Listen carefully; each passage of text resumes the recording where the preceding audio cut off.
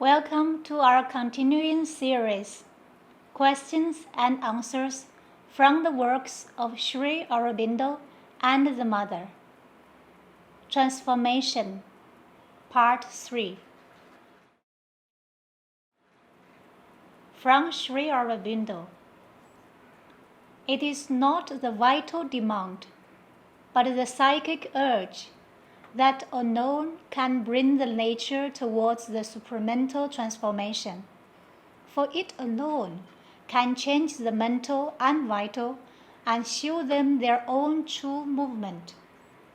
If you see more clearly any deficiencies of your vital nature and the necessity of a transformation, that itself is a sign of psychic growth.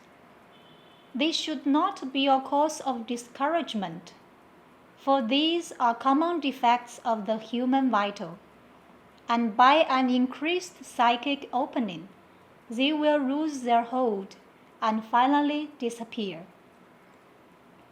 Vehemence comes from the unregenerate vital ego, which is just the thing that stands most in the way of the transformation.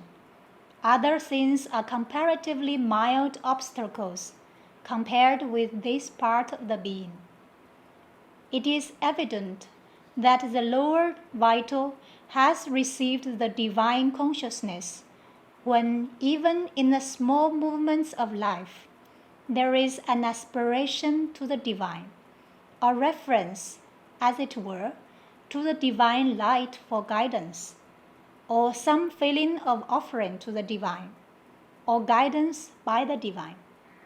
The lower vital commands the little details of emotion, impulse, sensation, action.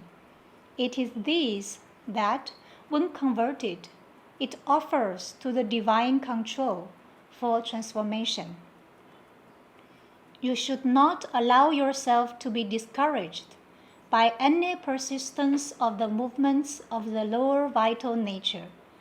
There are some that tend always to persist and return until the whole physical nature is changed by the transformation of the most material consciousness. Till then, their pressure recurs, sometimes with a revival of their force, sometimes more dully, as a mechanical habit. Take from them all life force by refusing any mental or vital assent.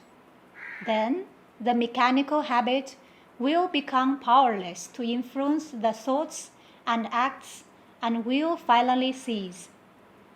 These feelings of despair and exaggerated sense of self-depreciation and helplessness are suggestions of a hostile force and should never be admitted.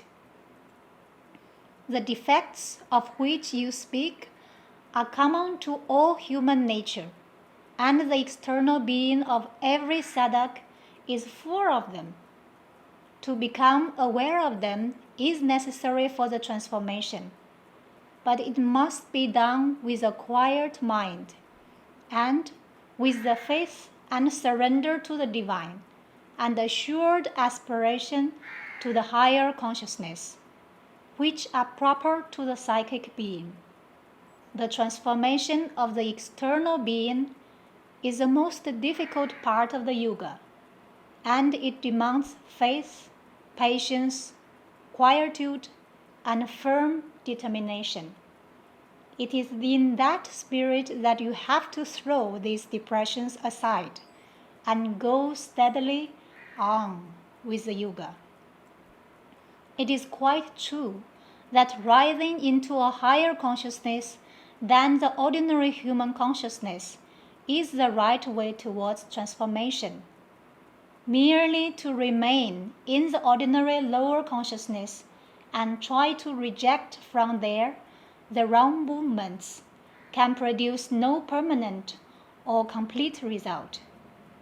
But there are several points here which you must note, or this perception may be accompanied by an error. It is the ego that is showing itself in its true character. Formerly, it was associating with the sadhana because it either got something of what it desired or had great expectations. Now that these things are held back, and the demand for the true attitude is made on it, it resists or long cooperates, saying, "No value in such a sadhana." In all the sadhaks here, the ego, in its physical or vital physical roots, is proving to be the stumbling block. No transformation is possible unless it changes. There can be no transformation of the being in an insensitive consciousness. These small desires obstruct greatly the change in the outer consciousness, and the being must be free from them if the transformation is not to be hampered there. The inner being does not depend on the subconscient, but the outer has depended on it for thousands of lives. That is why the outer being and physical consciousness's habit of response to the subconscient can be a formidable obstacle to the progress of the sadhana, and is so with most.